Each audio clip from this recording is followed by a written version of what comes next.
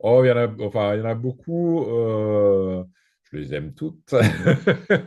Non, il y en a une que j'aime beaucoup parce que, encore une fois, c'est une séquence très visuelle. C'est la filature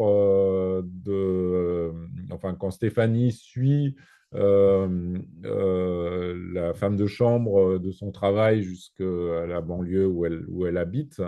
Parce que voilà, il y a tout ce jeu de regard, il y a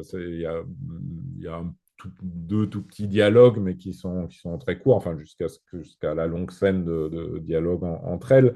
Et puis il y a aussi voilà, tous ces figurants enfin, où on comprend que voilà, on est en pleine heure de pointe, ça, voilà, on comprend que c'est son quotidien tous les jours. Et puis certains de ces plans, d'ailleurs, on a pu les tourner en conditions réelles, enfin vraiment pendant l'heure de pointe, enfin, notamment dans les couloirs de métro, hein, enfin pas dans les rames, là c'est tous des figurants, mais où on était un peu caché avec la caméra. Après, il faut faire attention aux questions de droit à l'image parce qu'il faut pas que on n'a pas le droit de filmer les gens sans leur autorisation, mais tant qu'ils font que voler devant la caméra ou qu'ils passent très rapidement, qu'on n'a pas le temps de les identifier, c'est possible et ça apporte un effet de réel très, très fort et de tension aussi.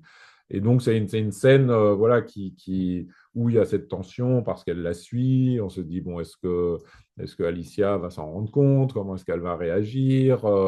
Mais où on pourrait se dire, tiens, c'est une séquence qui se prête à mettre de la musique pour augmenter de la tension, mais en fait, il n'y en a pas du tout.